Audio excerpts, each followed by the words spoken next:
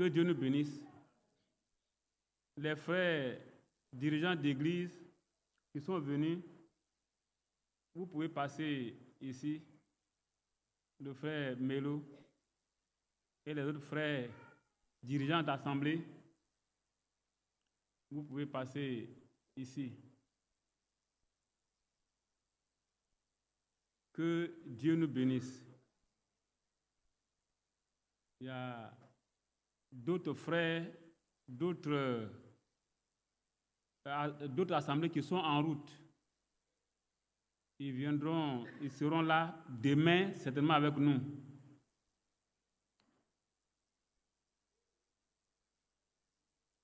Que Dieu nous bénisse.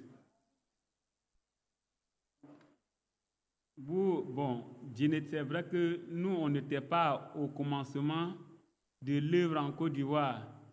Certainement que ce que je dis, ce n'est pas vrai. Le frère Badi est là, il va le corriger. Mais ce qu'on a entendu dire, c'est qu'au commencement, les gens se retrouvaient très souvent de cette manière. Et en leur temps, il n'y avait pas de temple en tant que tel. Ils partaient très souvent à Kanganyazé parce que là-bas, il y avait, je crois, un frère enseignant. Donc, comme il était dans une école, il y avait les salles de classe. Bon, il ne veut pas faire très de commentaires là-dessus. Donc, il se retrouvait souvent là-bas. Et le Seigneur les a bénis. C'est ainsi que l'œuvre a pris toute la Côte d'Ivoire. Mais il se trouve que depuis un temps, les mains étant fatiguées se sont abaissées. Mais une fois, quelqu'un disait comme ça que au fur et à mesure qu'on se rapproche du but, c'est là que beaucoup se découragent et puis ils baissent les bras. Alors que ça devait être le contraire. Que Dieu nous aide. Que Dieu nous aide. C'est pour cela que je voudrais parler un peu là-dessus. Vous voyez? Alors, que Dieu nous aide, il révèle notre esprit pour que nous puissions savoir dans quel temps nous vivons. Comme le dimanche passé, le frère en a parlé, il a brossé. Certainement que demain, il aura l'occasion encore de rentrer dans les détails. Aujourd'hui, vous avez effectué des déplacements, je crois que beaucoup sont fatigués. On ne va pas trop vous retenir. Il faut qu'on se repose. Comme ça, demain, on pourra bien écouter. Surtout, prions pour ne pas qu'on dorme. On a parcouru des centaines de kilomètres pour être ici, vraiment. Qu'à la sortie, on puisse partager quelque chose de nouveau dans le cœur. Que Dieu nous aide. Je vais introduire cette convention. On va lire un passage dans Ézéchiel chapitre 14. C'est un passage que j'ai très souvent lu ici. À la veillée à la convention de Pâques aussi, j'ai fait allusion à cela. Je vais y revenir là-dessus pour attirer notre attention sur quelque chose. Ézéchiel chapitre 14, à partir du verset 12. Nous allons nous tenir debout pour faire la lecture de la parole de Dieu. Ézéchiel 14, à partir du verset 12. La parole de l'Éternel me fut adressée en ces mots.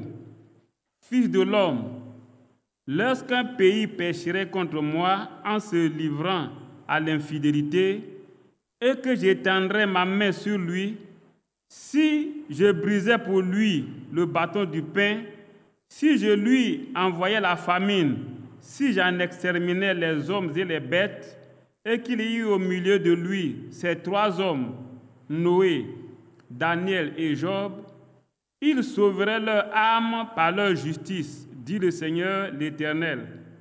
Verset 15. Si je faisais parcourir le pays par des bêtes féroces qui le dépeupleraient, s'il devenait un désert où personne ne passerait à cause de ces bêtes, et qu'il y eut au milieu de lui ces 3 hommes, je suis vivant, dit le Seigneur l'Éternel. Ils ne sauveraient ni fils ni fille, eux seuls seraient sauvés, et le pays deviendrait un désert. Ou, si j'amenais l'épée contre ce pays, si je disais que l'épée parcourt le pays, si j'en exterminais les hommes et les bêtes, et qu'il y eut au milieu de lui ces 3 hommes, je suis vivant, dit le Seigneur l'Éternel. Ils ne sauveraient ni fils ni fille, mais eux seuls seraient sauvés. Verset 19. Ou si j'envoyais la peste dans ce pays, si je répandais contre lui ma fureur par la mortalité pour en exterminer les hommes et les bêtes, et qu'il y eut au milieu de lui Noé, Daniel et Job, je suis vivant, dit le Seigneur l'Éternel, ils ne sauveraient ni fils ni fille, mais ils sauveraient leur âme par leur justice. Verset 21. Oui, ainsi parle le Seigneur l'Éternel. Quoique j'envoie contre Jérusalem mes 4 châtiments terribles, l'épée, la famine, les bêtes féroces et la peste, pour en exterminer les hommes et les bêtes, il y aura néanmoins un reste qui échappera, qui en sortira des fils et des filles. Amen. Seigneur notre Père Tout-Puissant, ce soir nous savons lire, c'est pour cela que nous avons lu ce qui est écrit. Mais Père, il y a un sens prophétique que Seigneur tu as donné à ce texte. Nous te prions afin que tu nous instruis là-dessus, pour que Seigneur cela puisse nous servir et que Seigneur, dans ce moment où nous vivons, que cela puisse nous aider à être prêts. Au nom du Seigneur, te le demandons. Amen. Que Dieu nous bénisse. Et on a lu, le texte est long, on a lu, mais c'est important. Ici, ce texte-là, c'est depuis janvier 2000, que je lisais ça avec les frères à Akouré ici. Quand ce problème de Covid est venu, et que partout c'est devenu un tollé, on doit porter cache-nez, on ne doit pas porter. Et j'ai dit en passant que nous, on a tenu nos réunions ici régulièrement. Ailleurs, les gens ont fermé les temples. Nous, on a tenu notre réunion jusqu'à la fin. Que Dieu soit béni. Donc, c'est là que je leur ai lu ce texte pour que nous puissions prier. Vous voyez, ce texte est clair. Dieu dit que si un pays pécherait, un pays, que ce soit la Côte d'Ivoire, le Burkina, le Mali, les États-Unis, bien ce sont des pays. Alors, Dieu pour châtier, pour ramener ces habitants-là à lui, il va faire venir, disons, une calamité. Il va faire venir un châtiment. De sorte que si on se repent, l'objectif c'est ça. Si on peut être intelligent, se repentir et aller devant Dieu, alors il pourra écarter. Mais curieusement, il s'est trouvé qu'il y a des gens, il y a des assemblées où les conducteurs ont donné comme sujet, d'autres même ont gêné, prié pour que Dieu éloigne le Covid. Alors quand j'ai entendu qu'il y a des gens qui ont fait gêner, prier, ça m'a scandalisé sincèrement. Ça m'a scandalisé. J'ai dit, mais ça c'est quel genre de conducteur dans ce message où nous vivons là? C'est quel genre de conducteur? Ça m'a scandalisé. Est-ce qu'on lit la Bible, nous lisons notre Bible? Pour celui qui lit sa Bible, il peut savoir, il doit savoir que dans de telles circonstances-là, dans de tels cas, on ne doit pas prier pour que Dieu éloigne la maladie. Non. Non, on doit faire quoi? On doit plutôt amener les gens. Et vous voyez qu'ici, il a été cité 3 personnes. Noé, Job et Daniel. Et on a dit que ceux-là, si, vous savez, ils sont déjà passés, le temps de Noé est déjà passé. Job aussi c'est déjà passé. Celui qui écrivait Ézéchiel, là, il est contemporain à Daniel. C'est-à-dire, au moment où Ézéchiel écrivait, Daniel était vivant. Mais il a mis dedans. Certainement, c'est l'Esprit de Dieu qui savait pourquoi il a mis dedans. C'est pour nous instruire aujourd'hui. Alors, Noé n'était plus là, Job n'était plus là, Daniel, lui, il est là. Mais Dieu nous dit que s'il se trouve que un pays péchait contre lui et que au milieu dans ce pays-là, il y a des gens qui sont comme, au temps de Noé, nous savons, la terre était corrompue, complètement corrompue. Mais il a trouvé que Noé était trouvé intègre devant Dieu. Au temps de Job, c'était pareil. Au point où Dieu disait à Satan, as-tu vu mon serviteur Job? Il n'y a personne sur la terre, sur toute la terre, personne comme Job. Et Satan l'a reconnu. Vous voyez? Alors, dans de pareilles circonstances, nous devons marcher, encourager les gens, sinon enseigner les gens à marcher comme Daniel a marché, comme Job a marché, comme Noé a marché. Et puis, ça n'a pas duré. Le frère a donné une série d'enseignements. Quand j'étais venu, ça m'a vraiment réjoui le cœur. Il a pris le cas de Corneille, et qui était un centenier romain. En son temps, je crois que ce n'était pas le seul centenier romain en Israël. Je crois que ce n'était pas le seul. Mais quand le Saint-Esprit est venu, il a envoyé, l'ange a dit à Corneille d'aller chercher Pierre. Pourtant, il y avait les scribes, il y avait les pharisiens, il y avait les souverains sacrificateurs, il y avait tout cela. Mais pourquoi la maison de Corneille? Pourquoi la maison de Corneille? Vous voyez? C'est parce qu'il y avait eu des dispositions auparavant.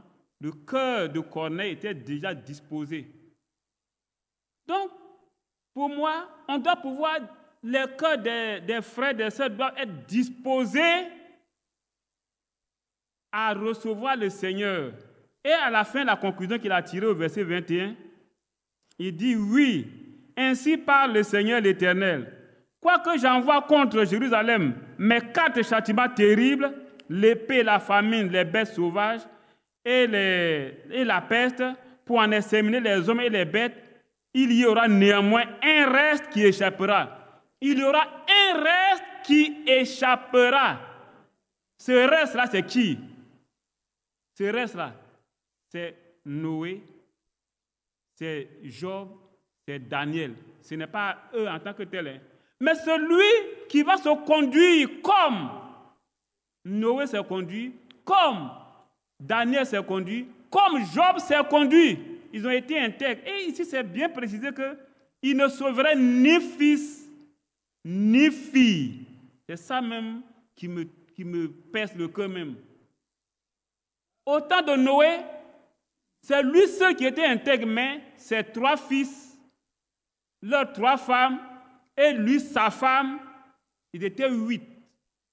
Mais si le même cas de Noé se répétait, ce qui s'est passé au temps de Noé, si les mêmes choses se répétaient à une autre époque, alors, s'il y a quelqu'un qui pouvait se mettre dans la peau de Noé, il ne pourra sauver ni fils, ni fille. Je ne sais pas si vous comprenez. Le temps là s'est passé, le temps de Noé est passé. Il a sauvé 7 personnes autres avec lui. Mais si la même chose se reproduisait, le pays pécherait contre Dieu, comme au temps de Noé, le pays a péché contre Dieu. Cette fois-ci-là, c'est clair. Ils ne pourront sauver ni fils, ni fille. Un seul sera sauvé. Et c'est le reste. Alors, moi, je me suis dit que le temps dans lequel nous sommes là, c'est le temps où nous devons vraiment amener les gens à être sincèrement attachés à Dieu. À être individuellement attachés à Dieu. Il ne faut pas que quelqu'un va se blaguer pour dire, comme mon papa est prédicateur, comme mon papa est un vrai croyant, alors il sera, s'il est sauvé, moi aussi je suis sauvé. Ce n'est pas vrai. La parole de Dieu est claire. Ce passage d'Ézéchiel 14, là, on ne va pas arracher ça de la Bible. C'est clair et ça va s'accomplir. C'est pour cela qu'il est dit, de deux personnes qui sont dans le même lit, une sera prise, l'autre laissée. Et en ce moment, il a posé la question au frère de Takouré, il dit, mais si on prend 10 cas de personnes, 10 cas de deux personnes qui sont dans le même lit, il va s'agir de qui? On va dire c'est monsieur, madame. C'est ça, non? C'est monsieur, madame. Ou bien copain et copine. Bon, si c'est copain, copine, là, on ne parle même pas de ça, aucun ne sera enlevé. Mais si c'est monsieur, madame, alors une personne sera prise, l'autre laissée. Il faut que ça s'accomplisse. C'est pour cela que frères, sœurs, ne disons pas, comme mon mari est prédicateur, mon mari est croyant, alors on ira ensemble. Ce n'est pas vrai. Ce n'est pas vrai. Habakkuk a dit, mon juste vivra par sa foi. C'est ça. Le juste vivra par sa foi. Et ça rejoint ça. Il ne peut sauver ni fils, ni fille. Eux seuls seront sauvés, lui seul sera sauvé par sa justice. Que ça nous interpelle. Car à partir d'aujourd'hui, que chacun ne compte pas sur son mari, sur son papa, sur sa femme, ainsi de suite. Chacun, le juste, vivra par sa foi. Que Dieu nous bénisse. Maintenant, c'est pourquoi je suis revenu sur ce sujet. On va prendre le cas de Daniel. C'est Daniel que je voulais qu'on étudie le dimanche passé. On a lu ça. Et puis, je me suis dit que si je devais introduire la convention, j'allais revenir là-dessus. Daniel chapitre 9, à partir du verset 1. Daniel chapitre 9, du verset 1 au verset 3. Je lis. La première année de Darius, fils d'Assuérus, de la race des Mèdes, lequel était devenu roi du royaume des Chaldéens, la première année de son règne, moi, Daniel, je vis par les livres qu'il devait s'écouler 70 ans pour les ruines de Jérusalem, d'après le nombre des années dont l'Éternel avait parlé à Jérémie le prophète. Je tournai ma face vers le Seigneur Dieu afin de recourir à la prière et aux supplications en jeûnant et en prenant le sac et la cendre. Je priai l'Éternel, mon Dieu, et je lui fis cette confession. Amen. Voilà, là-bas, dans Ézéchiel, on a fait allusion de Daniel. Qu'est-ce que Daniel a fait? Et qu'est-ce que nous devons chercher à faire comme Daniel? C'est ça. Si nous agissons comme Daniel, de la même manière que Ézéchiel a dit que si trouve quelqu'un qui va se mettre dans la peau de Daniel, il va se sauver, il sera sauvé lui seul. Alors, autant voir comment Daniel s'est comporté, comment il a marché, et que nous puissions marcher comme Daniel a marché. Que Dieu nous aide. Donc, voilà Daniel qui a été déporté en captivité. Il avait peut-être entre 14, 15, 16 ans. Il était un jeune homme, puis il est parti. Et alors qu'il a dit que ceux qui étaient partis, ils devaient faire 70 ans. Ils doivent passer 70 années là-bas. Et ils ont passé un certain nombre d'années. Et nous connaissons l'histoire de Daniel, qui avait son attachement à Dieu, ses prières, sa persévérance. Il était vraiment attaché à Dieu. Et Daniel, c'est vrai qu'il était jeune, mais quand il partait, il ne sait pas comment il s'est arrangé pour avoir les livres, parce qu'en ce moment-là, ce n'est pas des livres comme ce que nous avons ici. Ce sont des parchemins. C'est-à-dire on prenait des peaux d'animaux, c'est dessus on écrivait. Il avait une copie avec lui et il avait plutôt des copies avec lui parce qu'ici il dit « Je vis par les livres ». Donc là-bas, Daniel lisait, il lisait. Et c'est ainsi qu'il a découvert que le prophète Jérémie avait dit qu'ils allaient partir en captivité et ils allaient passer 70 ans. Et ils sont à la 68e année, il restait 2 ans. Alors, qu'est-ce que Daniel a fait? Il a dit qu'il a tourné sa face vers le Seigneur et il a commencé à prier. Quand vous commencez à lire à partir du verset 14 jusqu'à la fin, vous allez voir quelle confession Daniel a faite. Quelle prière Daniel a adressée à Dieu. Il priait en faveur d'Israël. Il confessait ses péchés et les péchés d'Israël. Pour que Dieu, dans sa miséricorde, fasse retourner Israël dans sa patrie. Mais comment il a vu ça? Il a dit que c'est par les livres qu'il a vu. Et si Daniel a lu, il a médité, il a vu ces choses par les livres, nous aujourd'hui, nous avons tous ces livres-là reliés, qu'on appelle Bible aujourd'hui, on a tout dedans. Tout est dedans. Les prophéties, les histoires passées, tout ce qui est présent, tout ce qui est à venir, tout est dedans. Pourquoi est-ce que nous dormons? Et ce que j'ai constaté qui est alarmant, c'est que souvent, on lit la Bible pour aller prêcher. Ceux qui sont prédicateurs, on lit tout juste la Bible pour tirer un sujet pour aller prêcher. On ne lit pas pour la vivre. C'est malheureux. On ne lit pas pour la vivre. Et puis celui qui se tient ici, j'ai toujours dit que on doit lire la Bible pour 2 raisons.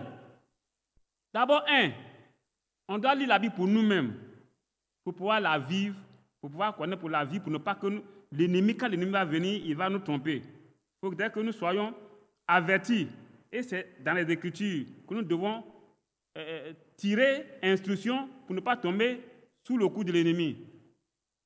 Et puis la deuxième chose, ce que je sais, c'est que la plupart du temps, les gens ne lisent pas. Les fidèles, là, ils ne méditent pas.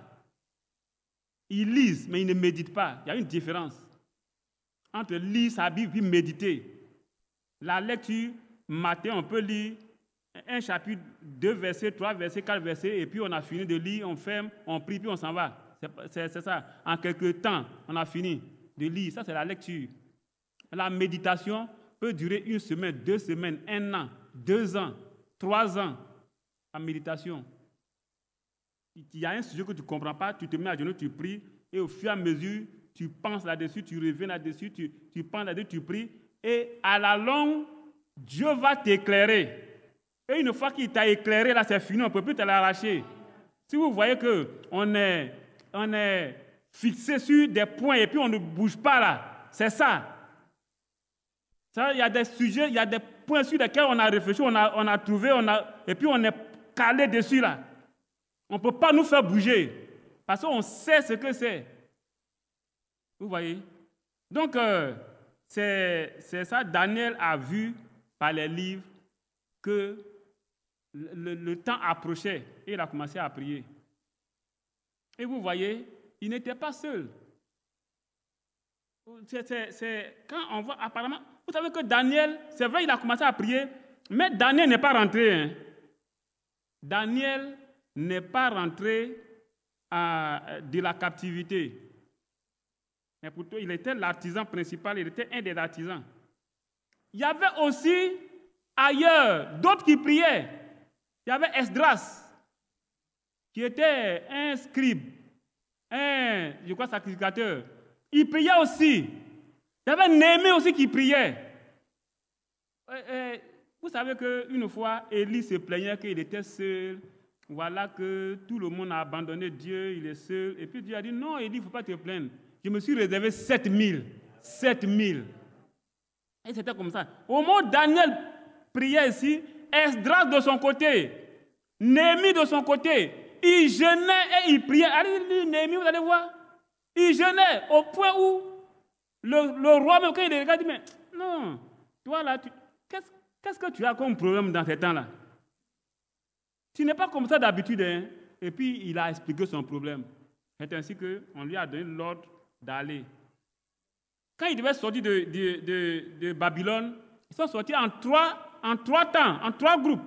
Le premier groupe, c'était Zorobabel et Josué qui ont conduit la première sortie. Ils sont partis parce que Zorobabel, il devait bâtir le temple, il devait bâtir les murailles.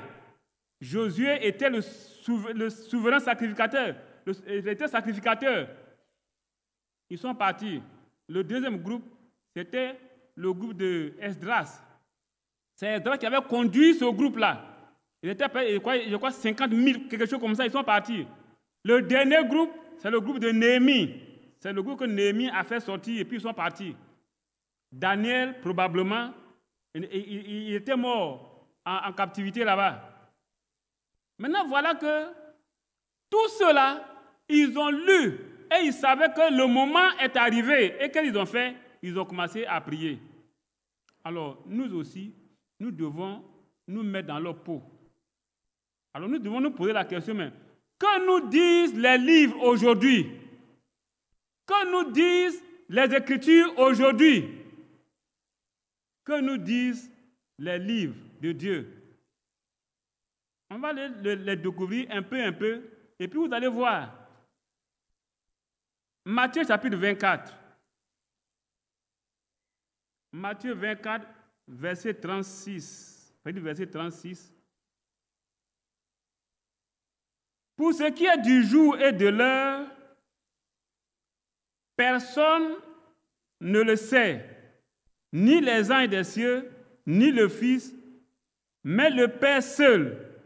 Ce qui arriva du temps de Noé arrivera de même à l'avènement du Fils de l'homme.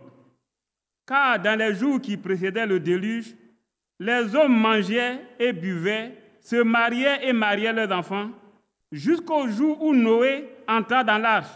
Et ils ne se doutaient de rien, jusqu'à ce que le déluge vint et les emporta tous.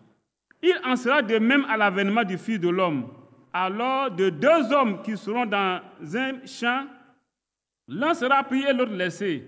De deux femmes qui mourront à la meule, l'une sera prise et l'autre laissée. Verset 42. Veillez donc, puisque vous ne savez quel jour votre Seigneur viendra. Sachez-le bien, si le maître de la maison savait à quelle veille de la nuit le voleur doit venir, il veillerait et ne laisserait pas percer sa maison.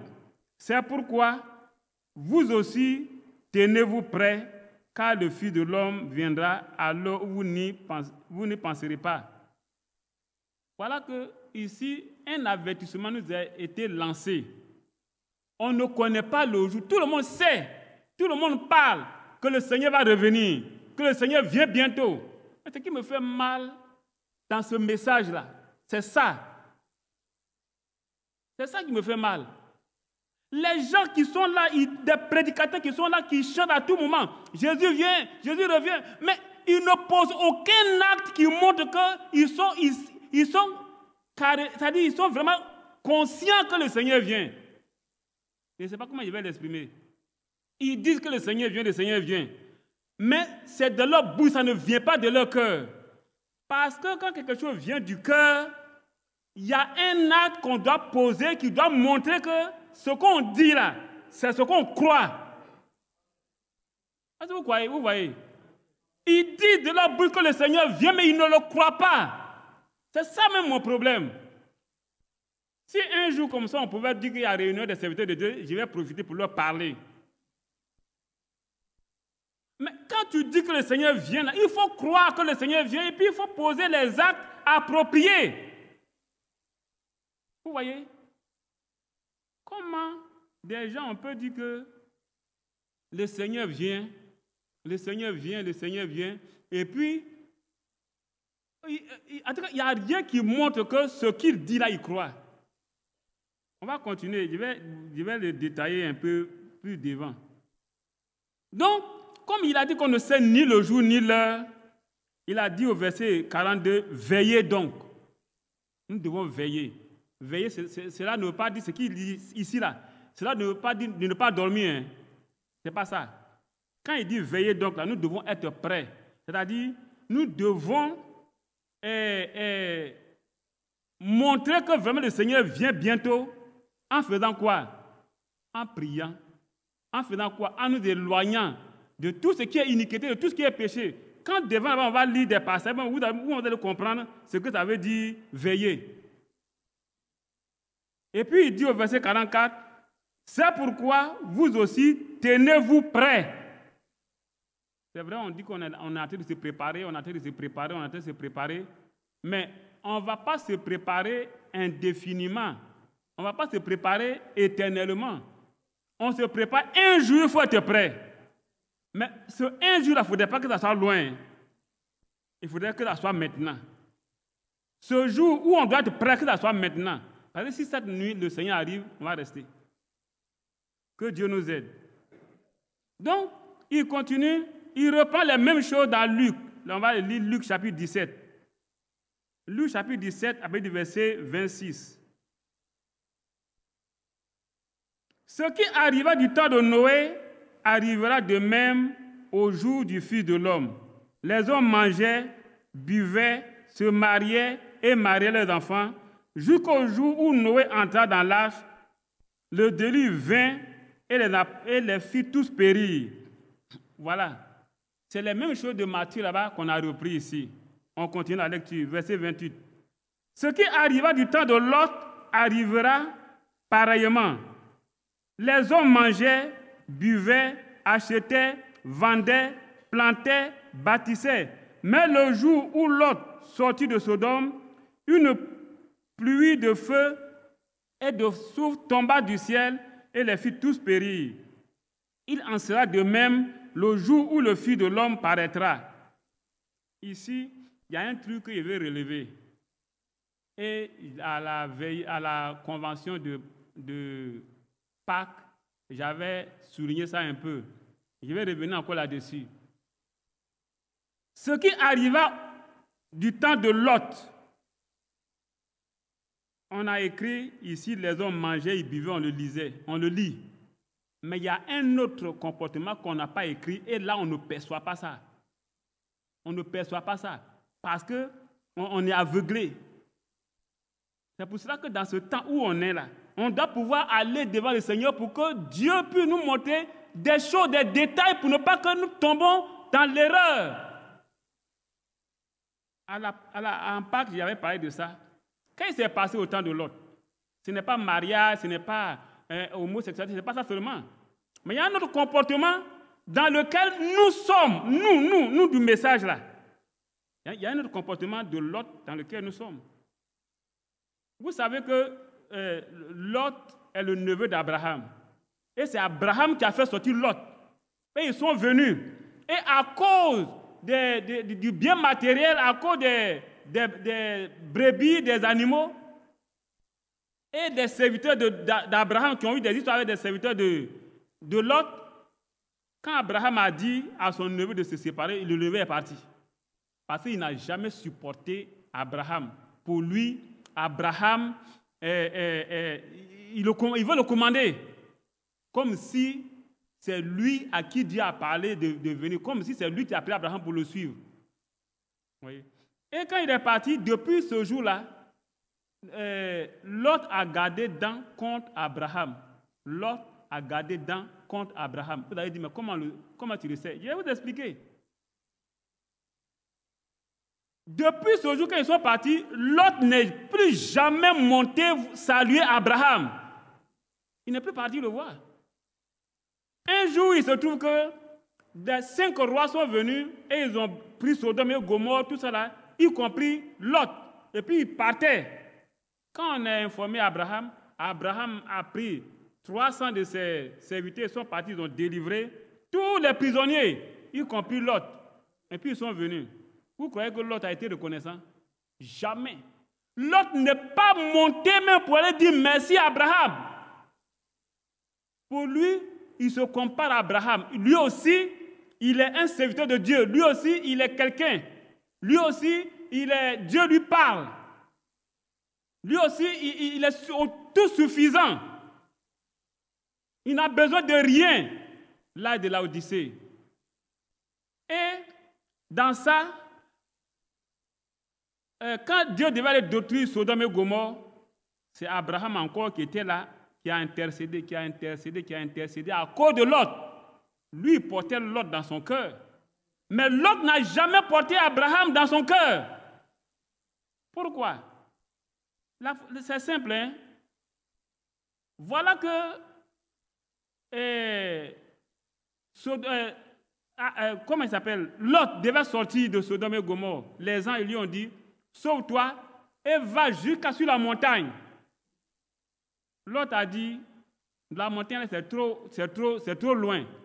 Le feu va m'atteindre. Ce n'est pas parce que la montagne est trop loin, c'est l'ange qui t'a dit, va jusque là-bas. Il pouvait te garder pour arriver là-bas. Mais c'est parce qu'il ne veut pas croiser Abraham là-bas. C'est parce qu'il ne veut pas le croire. Il ne le supporte pas, il ne peut pas le croire là-bas. Il dit non, permets que j'arrive à toi. Il dit bon, va à toi, cache-toi. Il est parti. Sodome et Gomorrhe ont été détruites. Mais vous savez que Lot a demeuré quelque temps là. Et puis après, il est allé encore sur la montagne quelque part. Et comme ils étaient là avec ses deux filles, ils vieillissaient, ces deux filles ont dit quoi? Il n'y a point d'homme. Il n'y a point d'homme dans la contrée. Alors, pour susciter une postérité à notre papa, alors nous devons nous coucher avec lui. Et c'est ce que les deux filles ont fait. Vous comprenez? Si Lot avait dit à ses filles que vous avez un grand-père qui est sur la montagne là-bas qu'on appelle Abraham, et qu'il les conduisait là-bas pour aller rendre visite à Abraham, vous pensez que les deux filles vont dire il n'y a personne dans la contrée? Vous pensez ça? Moi, il dit non. C'est parce que Lot, se croyant, lui aussi serviteur de Dieu, égal à Abraham, même chose qu'Abraham, que bon, quelque part il a bien fait. Hein? C'est-à-dire il n'était pas ce qu'il a fait là.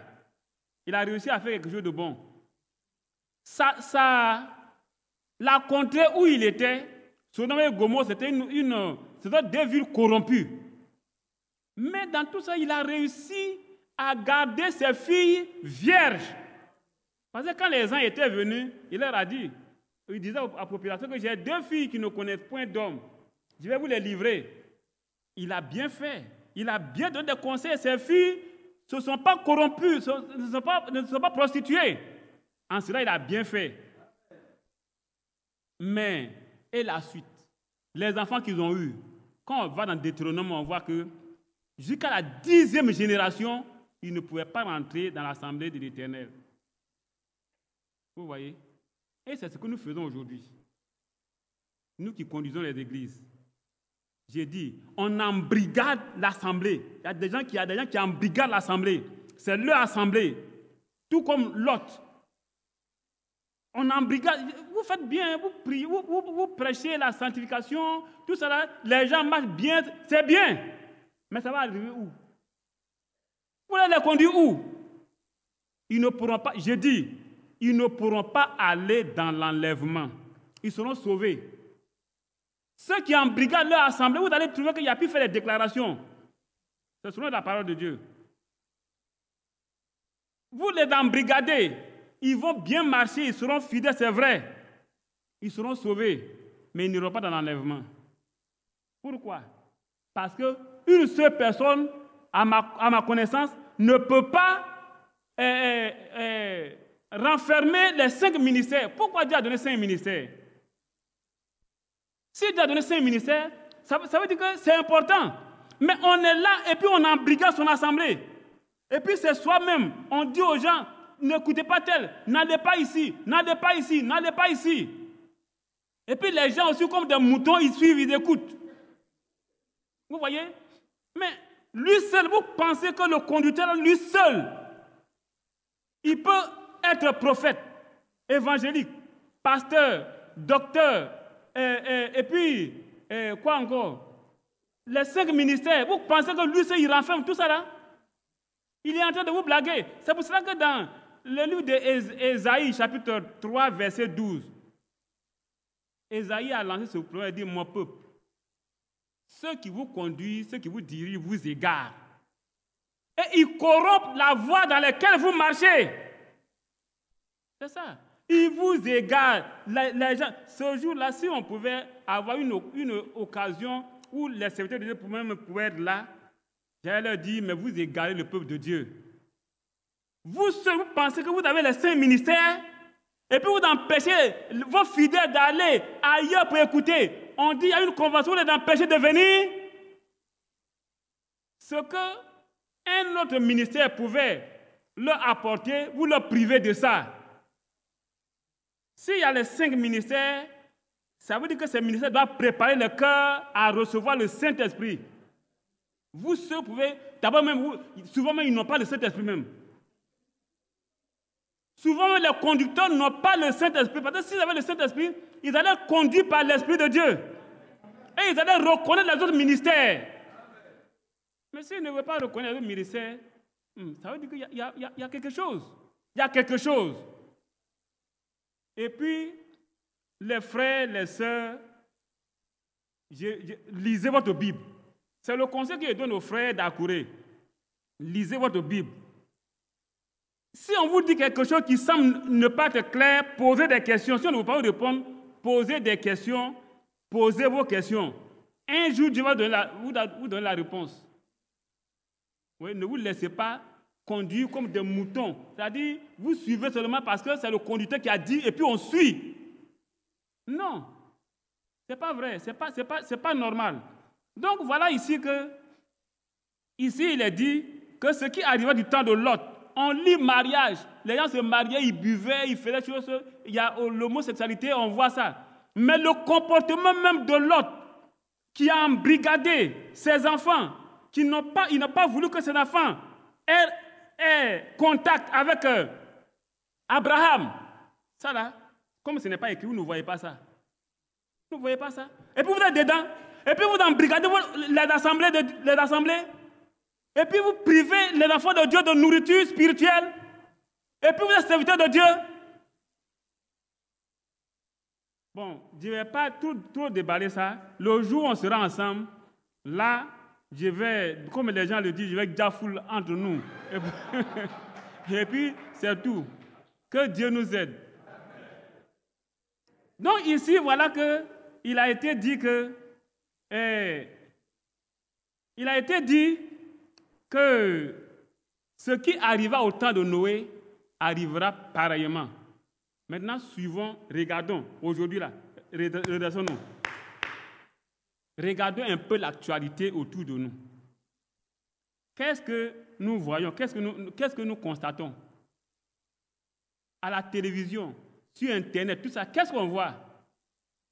Est-ce que ce qu'on vient de citer là, on voit ça ou on ne voit pas ça? On va lire un autre passage, Matthieu chapitre 24, à partir du verset 32.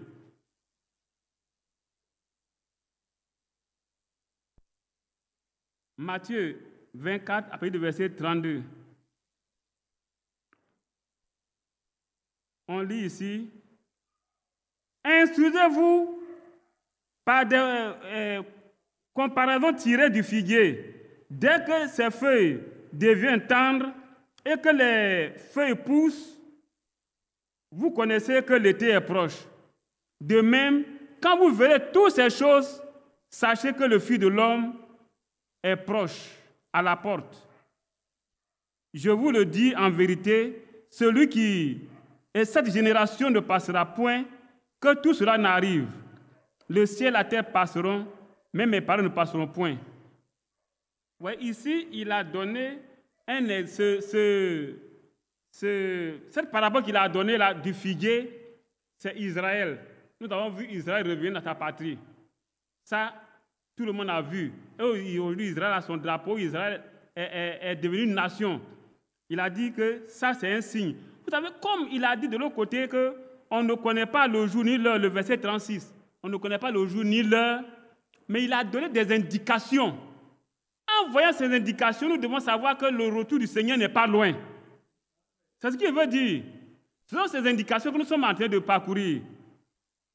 On va lire dans le livre de Luc, chapitre 21. Luc 21, à partir du verset 20. Luc 21, à partir du verset 20. Ici, c'est Jésus qui parlait de la destruction de Jérusalem. C'est-à-dire après, quand on a crucifié Jésus, en l'an 70, quand il était sur la terre, il avait déjà prédit qu'à cause de ce qu'ils vont le rejeter, alors Israël sera attaqué, Jérusalem sera détruite, et les gens iront en captivité. Ils vont tuer des gens, ils vont maltraiter Israël. C'est de cette prophétie qu'il est question. Mais il y a une partie qui nous concerne. C'est à cause de ça que je fais lire ça. Il y a une partie qui nous concerne. Je lis Luc 21, verset 20. Lorsque vous verrez Jérusalem investie par des armées, sachez alors que sa désolation est proche. Alors que ceux qui seront en Judée fuient dans la montagne, que ceux qui seront au milieu de Jérusalem en sortent, et que ceux qui seront dans les champs n'entrent pas dans la ville, car ce sera des jours de vengeance pour l'accomplissement de tout ce qui est écrit. Malheur aux femmes qui seront enceintes et celles qui allaiteront en ces jours-là, car il y aura une grande détresse dans le pays et de la colère contre ce peuple. Verset 24, prêtez attention. Ils tomberont sous le tranchant de l'épée. Cela a eu lieu. Ils ont été, quand Titus est venu investir tout Israël, Jérusalem, ils ont tué beaucoup de personnes. Ils ont tout cassé, ils ont brisé tout. C'est de ça qu'il est question ici. Ils tomberont sous le tranchant de l'épée. Ils seront emmenés captifs parmi toutes les nations. Alors qu'au temps de Daniel, c'est à Babylone seulement qu'on a envoyé les Juifs. Mais ici, on dit parmi toutes les nations. Et effectivement, Israël a été dispersé partout. C'est pour ça que les Juifs sont un peu partout. On continue. Et Jérusalem sera foulée aux pieds par les nations jusqu'à ce que les temps des nations soient accomplis. Voilà ce qui nous concerne. Quand Titus allait détruire Israël, Jérusalem, et disperser les habitants, ça va rester, Jérusalem sera resté comme ça. C'est-à-dire toutes les nations vont fouler aux pieds, c'est-à-dire ils vont piétiner. Quand on dit que c'est une serpillère qu'on met devant la porte qui n'a pas de valeur, on passe dessus, on dit on foule ça aux pieds. Ou bien quelque chose qui n'est pas bien, on marche dessus, on foule ça aux pieds, on ne considère pas. Donc ça veut dire que Jérusalem ne sera pas considéré jusqu'à ce que, il dit ici, jusqu'à ce que les temps des nations soient accomplis. Ça veut dire quoi? Les temps des nations soient accomplis. Accomplis, ça veut dire complètement achevé. Ça veut dire terminé. Est-ce que vous comprenez? Quand on dit le temps est accompli, ça veut dire que le temps est terminé. Le temps est complètement achevé, c'est fini. Mais nous savons tous dernièrement, l'ancien président des États-Unis, alors que le monde entier ne reconnaissait plus Israël comme capitale, Jérusalem comme capitale d'Israël, il est venu, il a dit, à partir de maintenant, Jérusalem est la capitale d'Israël, des Juifs. Vous n'avez pas entendu ça? Ça veut dire quoi? Ça veut dire que les temps des nations sont accomplis. Mes frères, ça veut dire que les temps des nations sont accomplis, c'est-à-dire c'est terminé, c'est-à-dire c'est fini. C'est-à-dire les temps des nations sont achevés. Alors si on vous dit ça là, que c'est fini, si, par exemple on nous met en prison, puis on dit, ton temps est accompli, hein, ça veut dire que c'est achevé. Vous allez rester encore en prison? Non. On dit, si c'est fini, laissez-moi partir. Donc c'est comme ça que les temps des nations sont terminés. Alors si c'est terminé là, on doit faire quoi? On doit rester là encore à dormir? On doit rester là encore à courir derrière les choses de la terre? Mes frères, si on ne reconnaît pas que les temps des nations sont finis, alors on peut faire ce qu'on veut. Et souvent, c'est pourquoi je disais tout à l'heure que les soi-disant prédicateurs qui ne croient pas ce qu'ils disent, on ne peut pas en même temps dire que les temps des nations sont accomplis, c'est-à-dire c'est fini, et puis chercher à faire des compromis. Je ne comprends pas ça. Si on sait que les temps sont finis, qu'est-ce qu'on doit faire? On doit aller à l'essentiel. Si on sait que les temps sont finis, on doit faire quoi? On doit faire comme Daniel. Tourner la face vers le Seigneur dans le jeûne, la prière, dans les supplications. Quand Daniel avait vu que les temps étaient accomplis, qu'est-ce qu'il a fait? Quand Esdras a vu que les temps sont finis, qu'est-ce qu'il a fait? Quand Néhémie a vu que les temps sont finis, qu'est-ce qu'il a fait? Quand Zorobabel a vu que les temps sont finis, qu'est-ce qu'il a fait? Quand Agé a vu que les temps sont finis, qu'est-ce qu'il a fait? Quand Zacharie a vu que les temps sont finis, qu'est-ce qu'il a fait? Quand Malachie, tous ceux-là, ils sont venus de la captivité. Qu'est-ce qu'ils ont fait? Étant là-bas, ils ont commencé à prier, à pleurer. Et quand même le roi a donné l'ordre et que les gens devaient partir et qu'ils sont sortis, ils continuaient de prier. Jusqu'à ce que Zorobabel commence à bâtir, ils continuaient à prier. Et il est dit que Zorobabel, ta main a posé les fondements de cette maison et ta main va achever. Tu verras l'achèvement. Ça veut dire que rien ne pourra empêcher. Vous voyez? Mes frères, qu'est-ce qu'ils ont fait, ceux-là, quand ils ont vu que les temps étaient accomplis? Maintenant, voilà pourquoi il dit que les serviteurs de Dieu ne croient pas.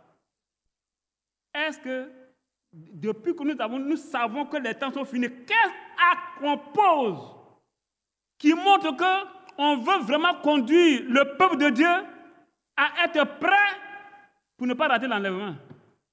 Qu'est-ce qu'on fait comme on pose comme acte? Qu'est-ce qu'on pose comme acte? Vous voyez?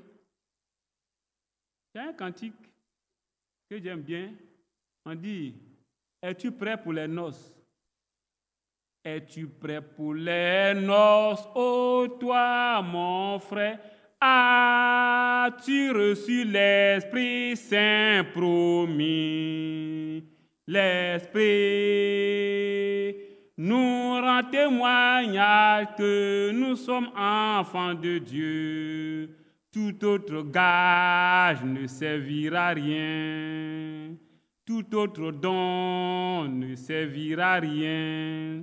Ce n'est pas parce qu'on sait prêcher, ce n'est pas parce qu'on sait faire ceci, on sait faire cela, qu'on va aller dans l'enlèvement. Non. Pour aller dans l'enlèvement, il faut avoir le Saint-Esprit. Il faut avoir le Saint-Esprit. Et si le conducteur lui-même n'a pas le Saint-Esprit, comment est-ce qu'il peut amener les fidèles à avoir le Saint-Esprit? Voilà la question. Vous pensez que quelqu'un qui est assis, là-bas qui juge les gens, n'allez pas ici, n'allez pas ici, n'allez pas vers Abraham, il a été méchant envers moi, n'allez pas vers ces choses, c'est ici, chez nous, on est ici, nous on est à Sodome, on est même chose ici, restons ici. Vous pensez que celui-là, il a le Saint-Esprit? Non. Moi, il dit non. Hein. Vous pouvez. Et puis, le frère Badi, la dernière fois, il nous disait quelque chose là. Il disait que nous ne devons pas rester là à dire croyez que vous avez reçu le Saint-Esprit. Croyez. Non. Le moment n'est plus là pour croire qu'on a reçu le Saint-Esprit. Non. Ne croyons pas que nous avons reçu le Saint-Esprit. Recevons le Saint-Esprit. Recevons le Saint-Esprit. Quand le Saint-Esprit, c'est une vie. Quand il est en nous, on voit les fruits. Et puis il nous disait à la Pentecôte là, est-ce que les voisins qui étaient là pensaient qu'ils croyaient qu'ils avaient reçu le Saint-Esprit? Ou bien eux-mêmes, ils croyaient qu'ils avaient reçu le Saint-Esprit. Ils ont reçu le Saint-Esprit. Ils ont vu des manifestations. Ils ont entendu. La foule est venue, la foule a vu quelque chose. À Antioche, les gens ont vu comment les chrétiens marchaient. Il y a des fruits, il y a des preuves, il y a des choses concrètes qui montrent que celui-là, il était comme ça, et puis aujourd'hui, il est devenu comme ça. Voilà la chose. Voilà. Crois que tu as reçu le Saint-Esprit. Mais le bonhomme demeure menteur, voleur, trompeur, et puis on dit, il n'a qu'à croire qu'il a reçu le Saint-Esprit. Ça, c'est dans quel pays, ça? Vous voyez? Croire que tu es guéri. Et eux-mêmes, quand ils sont malades là, hein, au lieu de dire que je crois que je suis guéri, puis ils vont se lever pour aller au champ, ils sont couchés à l'hôpital.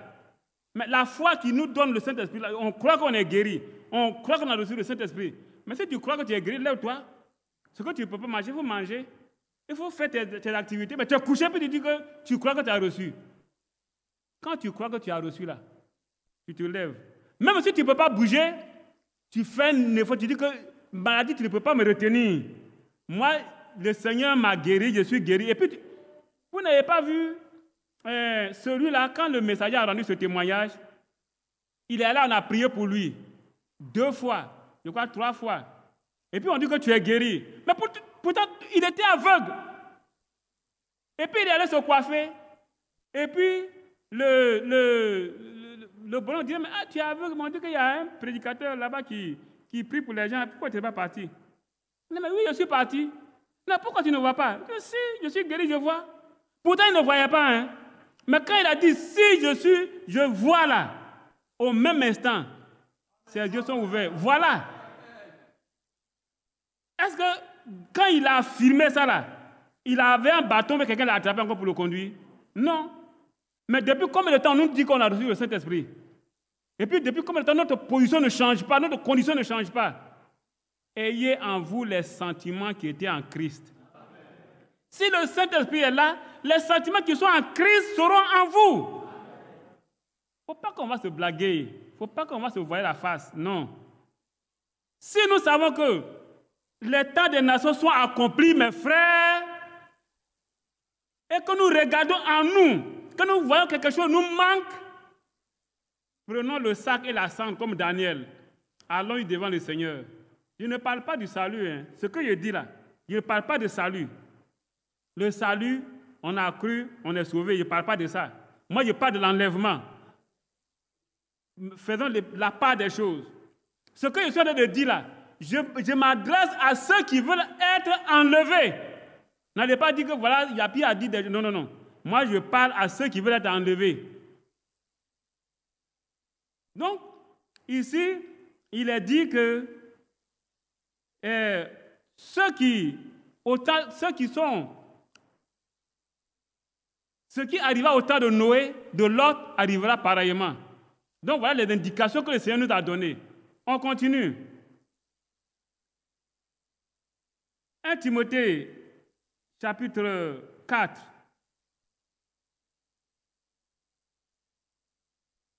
« 1 Timothée, chapitre 4, après du verset 1.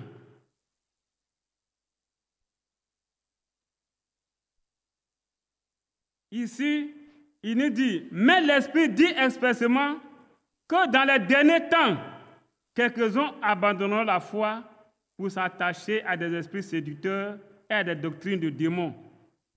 Voilà quelque chose que la Bible nous dit et que nous avons vu par les écrits, par les livres. Voilà ce que l'Esprit nous dit ici. Et Paul a bien dit que l'Esprit, c'est l'Esprit qui dit expressément. Voilà encore un signal que le Saint-Esprit a donné, que nous devons regarder. Est-ce qu'aujourd'hui, cette parole est accomplie? Est-ce qu'on voit que les gens abandonnent la foi? On le voit. Est-ce qu'ils s'attardent à la doctrine de démons? Il semble qu'aux États-Unis, il y a des bâtiments comme ça qui sont construits et dans lesquels les gens s'en vont adorer Satan. Je ne sais pas si c'est vrai ou si ce n'est pas vrai. Ça, j'ai entendu. Si c'est vrai que les gens construisent des temples pour aller adorer Satan, voilà l'accomplissement de cette prophétie de Paul. Donc, alors, si ça s'accomplit, on doit dire quoi? Que nous sommes dans les derniers temps. Chapitre 2, verset 3. Sache que dans les derniers temps, dans les derniers jours, voilà encore l'avertissement. Sache que dans les derniers jours, il y aura des temps difficiles, car les hommes seront égoïstes, amis de l'argent, fanfarons, hautains, blasphémateurs, rebelles à leurs parents, ingrats, irréligieux, insensibles, déloyaux, calomniateurs, intempérants, cruels, ennemis des gens de bien, traîtres, emportés, enflés d'orgueil, aimant le plaisir plus que Dieu, ayant l'apparence de la piété, mais reniant ce qui en fait la force. Tout ce qu'on a lu, vous avez vu. Ayant l'apparence de la piété, est-ce qu'on ne voit pas ça au milieu de nous ou bien sur la terre? Tu vas prendre la route ici à Akouré. Quand vous quittez à Dado, vous venez, arrivez au cimetière là, à gauche, il y a une église qui est là-bas. Arrivé ici, on nous trouve.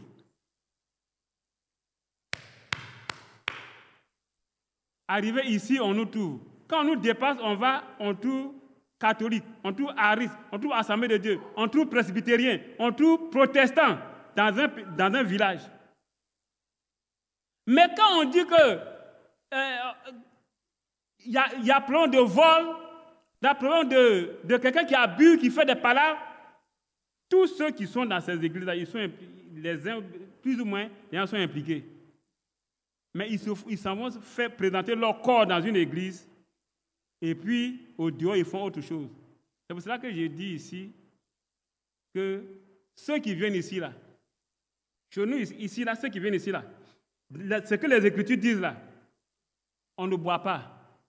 Ceux qui veulent boire, ils ne sont pas les bienvenus ici. On ne fume pas. Un homme, il a sa femme. Il ne doit pas avoir deux femmes, il ne doit pas avoir sa femme et puis copine en dehors. Un homme qui n'est pas marié, il doit pouvoir se garder jusqu'à ce qu'il se marie. Il n'est pas interdit de se marier. Le dimanche passé, on a fait un mariage ici. Ça veut dire que ce n'est pas interdit de se marier. Tu veux te marier, tu prends ta femme, tu la dotes, tu prends ta femme dans l'église, tu la dotes normalement, tu vas à la mairie, tu viens, on vous présente ici et puis vous êtes marié femme. Mais si quelqu'un vient ici, puis vous voyez que la personne se comporte autrement, ce n'est pas l'église qui lui dit ça, hein. Ce n'est pas l'église qui est comme ça, hein. C'est lui seul qui est comme ça. C'est lui seul. Ne mélangez pas les choses, ne dites pas que dans votre église, non, ce n'est pas dans l'église. C'est lui seul qui est faux. Dans notre milieu, on ne fait pas ça. Alors que Dieu nous aide. Donc, voilà que les gens ont l'apparence de la piété. Ils font semblant de venir, mais en dehors, ils font autre chose. Aimant le plaisir plus que Dieu. Quand on dit il y a fête, vous allez voir que dans la semaine, là, au même moment que nous, ils font un festival dans le village voisin. Là. Vous allez voir, les mêmes qui vont quitter l'église, là, c'est eux qui vont aller là-bas. Ou bien ils s'en vont de là-bas, ils vont quitter, ils vont venir, ils vont aller dans leur dénomination. Ils ont l'apparence de la piété. Ils pensent qu'en faisant ça, ils vont aller au ciel. On ne peut pas leur dire aussi la vérité. Que Dieu nous aide. 1 Corinthiens, chapitre 7.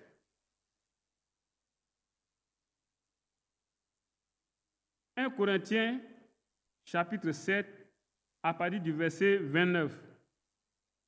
« Voici ce que je dis, frères, c'est que le temps est court. » Ah, le temps est court, c'est-à-dire ce n'est pas long. Ça veut dire que c'est fini. Comme Matthieu le dit là, le temps de Jérusalem est reconnu aujourd'hui comme capitale des Juifs, capitale d'Israël. Ça veut dire que les temps sont finis. Pour les nations, il n'y a plus de temps. Le temps est court. Alors, si le temps est court, quelles précautions nous devons prendre? C'est ce qu'il faut voir. Voici ce que je dis, frères, c'est que le temps est court. Que désormais, ceux qui ont des femmes soient comme n'en ayant pas. Ceux qui pleurent comme ne pleurant pas. Ceux qui se réjouissent comme ne se réjouissant pas. Ceux qui achètent comme ne possédant pas. Ceux qui usent du monde comme n'en usant pas. Car la figure de ce monde passe. Amen. Alors le temps est court.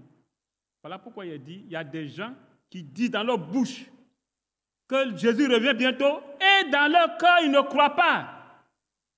Dans leur cœur, ils ne croient pas. Dans leur cœur, ils ne vivent pas comme en réalité le temps est court. Alors si le temps est court, on doit faire quoi? Il a dit que celui qui a une femme, celui qui est marié, considère qu'il n'est pas marié. Pourquoi? Parce qu'il doit tourner sa face vers le Seigneur, il va se mettre à prier. Que celui qui pleure, comme ne pleurant pas, parce que votre délivrance est proche. Quand vous verrez ces choses s'accomplir, sachez que votre délivrance approche.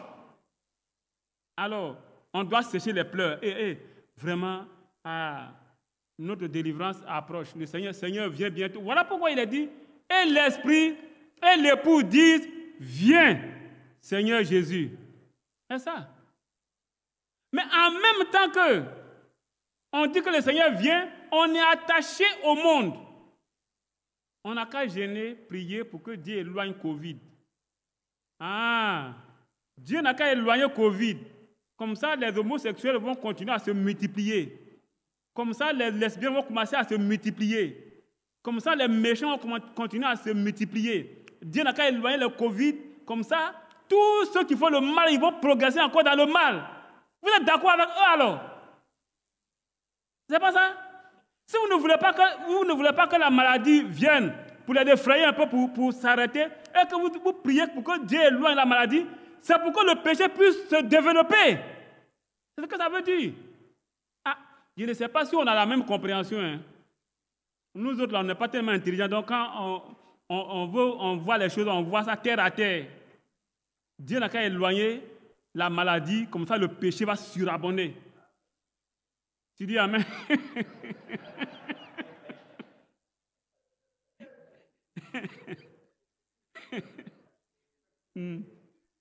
Donc, frères, nous devons faire attention. Paul nous dit que désormais, le problème dans lequel nous sommes là, qu'on arrête de regarder au problème, mais qu'on regarde à Jésus.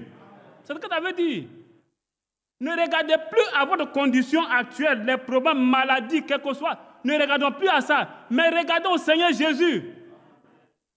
C'est ça, comme Daniel, comme Esdras, comme Néhémie, comme Zacharie, comme Josué, comme Zorobabel. Tous ceux-là, à un certain moment, ils ont laissé le service. Daniel était là, le service. Il était devant le roi, il était dans la maison du roi. Mais son cœur était à Jérusalem. Son cœur était là-bas. Où est notre cœur?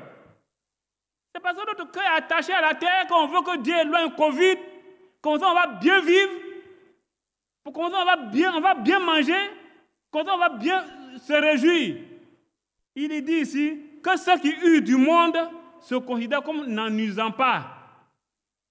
Est-ce qu'on comprend? Voilà. Donc la condition de chacun ce soir-là. Ne regardons plus à notre condition. Regardons notre Seigneur. Si on sait réellement que le Seigneur vient bientôt, vous voyez, nous avons un messager. C'est vrai, on a lu, Daniel a dit qu'il a vu par les livres. On vient de voir aussi par les livres. On vient de voir par les livres que les temps sont finis. Nous avons un messager aussi qui est venu. Lui aussi, il a dit des choses concernant notre âge. Il y a un élément qu'il avait voulu qu'on projette, mais malheureusement, ça ne pourra pas passer. Qui se trouve dans le livre Les 70 semaines de Daniel, à la page 21, la page 21 à la page 23, paragraphe 86. Il a dit ça ici, le frère Anouma, je ne sais pas si tu peux nous dire ça rapidement.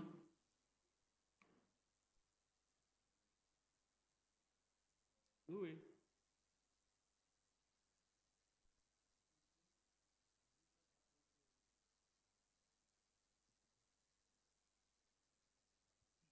Écoutez bien ce que le messager de notre âge a dit.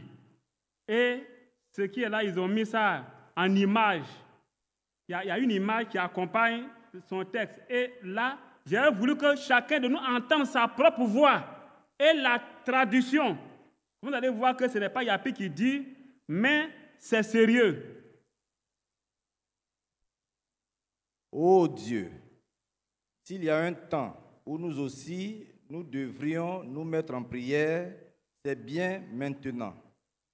Car nous qui sommes son vrai serviteur, nous pouvons voir par les lettres de l'apôtre, par le Saint-Esprit qui nous met en garde que nous sommes au dernier jour. Le Saint-Esprit le dit. Dans les derniers jours, les hommes seront emportés, enflés d'orgueil, aimant le plaisir plus que Dieu, déloyaux, calomniateurs, intempérants et ennemis des gens de bien. C'est ce que je comprends par la lettre. Je comprends aussi qu'il y aura des moqueurs. Au dernier jour, je comprends qu'une nation s'élèvera contre une nation. Au dernier jour, je comprends qu'il y aura des rases de marées au dernier jour. Je comprends qu'il y aura des choses qui feront peur à voir, comme des soucoupes volantes dans le ciel, des choses mystérieuses et que la peur fera défaillir le cœur des hommes. Ce sera un temps où on ne saura que faire et que les gens seront dans l'angoisse. Je lis qu'ils se rassembleront tous dans des organisations, dans des dénominations, et qu'ils formeront une confédération. Au dernier jour, je comprends que les femmes se couperont les cheveux.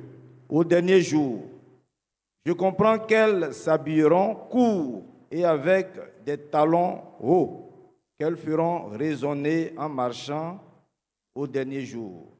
Je comprends que les mœurs seront très relâchées.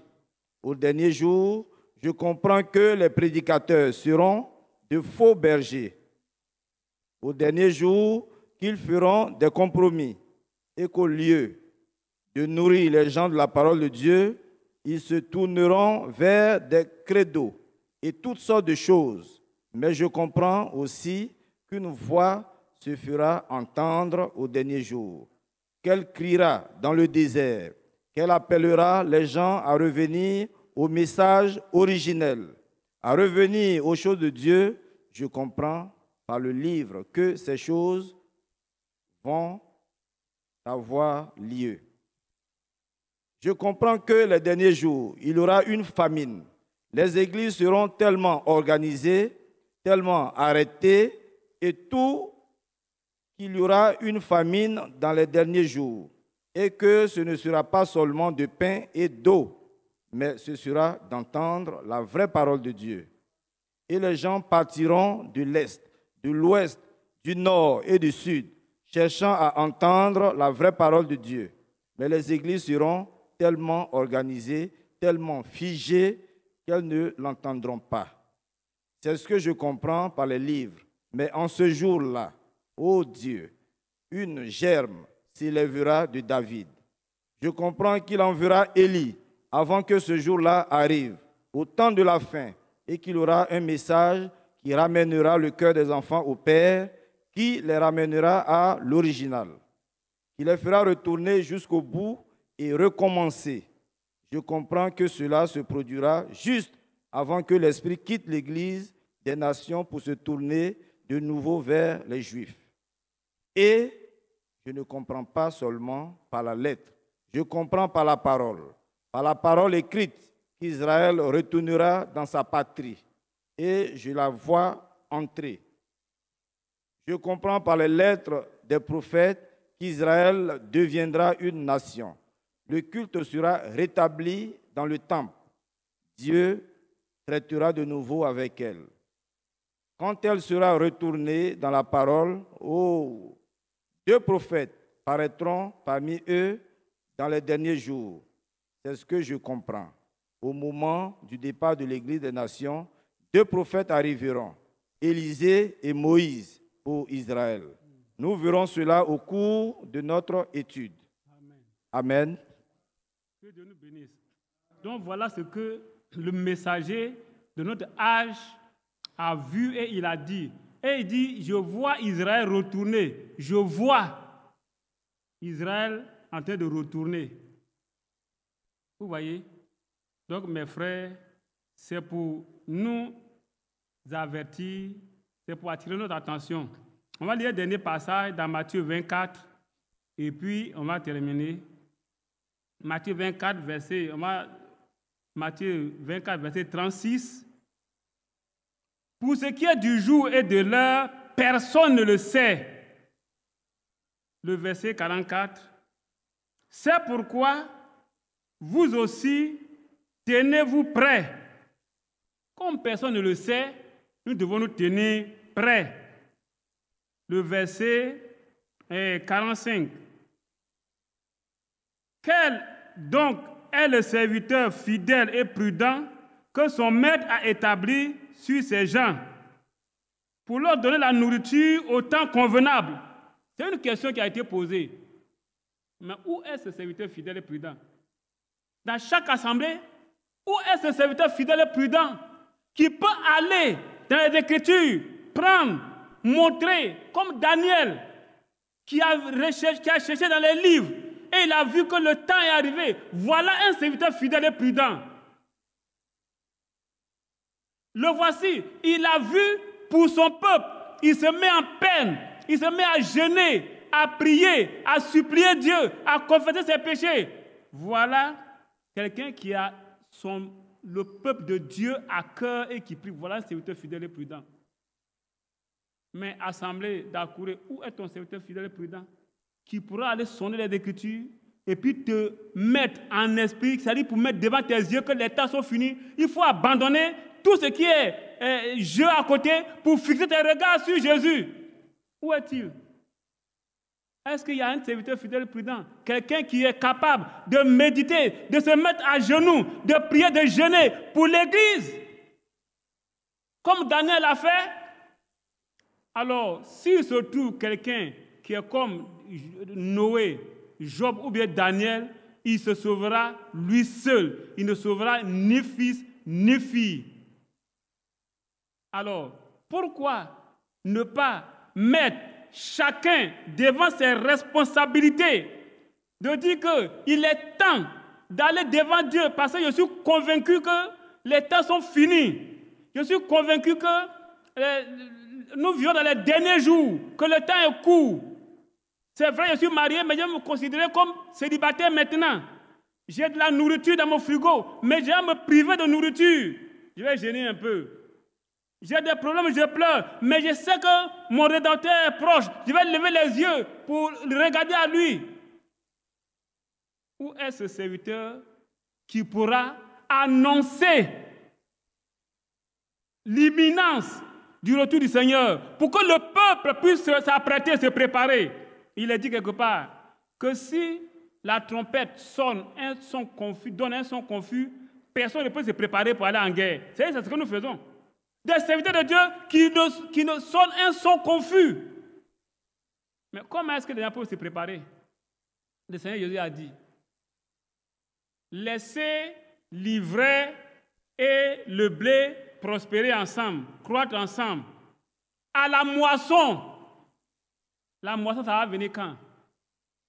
À la moisson, j'enverrai mes anges. Et ils vont attacher l'ivraie, lier, jeter au feu. Ensuite, prendre le blé et puis l'emmagasiner dans le grenier. Alors, si on a l'intelligence, qu'on sait qu'on est dans les derniers jours, mes frères, mes sœurs, on ne peut pas, ça c'est ma conception, hein, on ne peut pas dire que pourquoi on a qu'à rassembler le peuple de Dieu. Ah bon? Si c'est Dieu qui dit qu'il est en train de serrer, de séparer, toi tu vas les mettre, ensemble.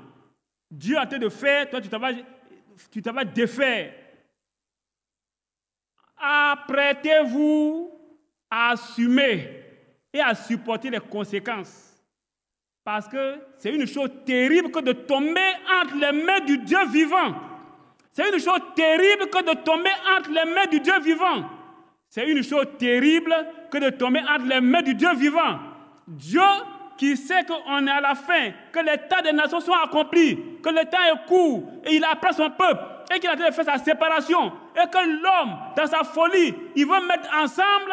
Moi, je ne suis pas dedans. Seigneur, je ne suis pas dedans. Que Dieu nous bénisse. Nous allons nous lever, changer de position et puis prier. C'est pas... Seigneur, notre Père, notre Dieu, je te dis merci de ce que ce soir, tu as permis à ce que nous puissions nous retrouver. Et avant la fondation du monde, tu connaissais déjà ce jour.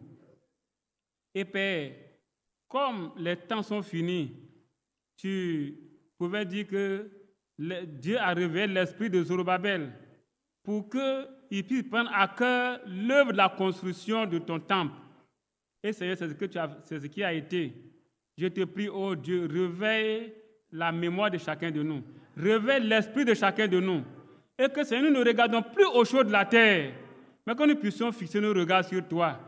Oh Dieu Tout-Puissant, tu as dit, redressez-vous et regardez au Maître. Seigneur, donne-nous de nous redresser vraiment. De ne plus considérer les problèmes de la terre, de ne plus considérer tout ce qui se passe, Seigneur, sur cette terre, mais plutôt de regarder au Seigneur, pour que ce jour-là, quand tu paraîtras, que nous puissions aller avec toi. Père, tu connais ce qui est tache en nous, ce qui est ride en nous, tout ce qui est impur en nous, tu le sais. Tout ce qui est souillé en nous, Seigneur, tu le sais. Oh Dieu, tu es saint. On dit le Saint-Esprit, il ne viendra jamais dans une poubelle. Il ne viendra jamais dans un cœur souillé, dans un cœur où il y a les mauvaises pensées, où il y a les mauvais désirs. Oh Dieu Tout-Puissant, c'est vrai, tu as dit que ce qui souille l'homme, c'est les mauvaises pensées, ce qui vient du cœur. Parce que c'est là que viennent toutes ces mauvaises choses. Père, purifier, sanctifier nos corps. Comme tu nous l'as promis dans Ézéchiel, ôte de nous ce cœur de pierre, ce cœur dur, méchant, incrédule. Ôte, Seigneur, ce cœur et donne-nous un cœur de chair. Un cœur qui pourra t'aimer, qui pourra aimer son prochain, qui pourra se soumettre à ta volonté, qui pourra t'obéir. Oui, Père, il est dit que tu donnes le Saint-Esprit à ceux qui t'obéissent. C'est pour cela que ce soir, nous te prions. Donne-nous d'être obéissants, Seigneur, à ta parole. Donne-nous d'être soumis à ta parole. Oh, donne-nous d'être agréable à ta parole. Pour que l'œuvre que tu as accomplie à la croix de Golgotha, à savoir ton sang qui a versé qui a coulé pour effacer nos péchés, que nos péchés soient réellement effacés. Et que nous puissions trouver sans tache ni ride. Et que l'Esprit de Dieu puisse trouver en nous sa demeure. Que nous puissions devenir le temple du Dieu vivant, le temple de l'Esprit Saint. Oui, Père, viens-nous en aide, ô Dieu Tout-Puissant, et soutiens-nous au nom de Jésus-Christ. Nous te le demandons, Père. Amen.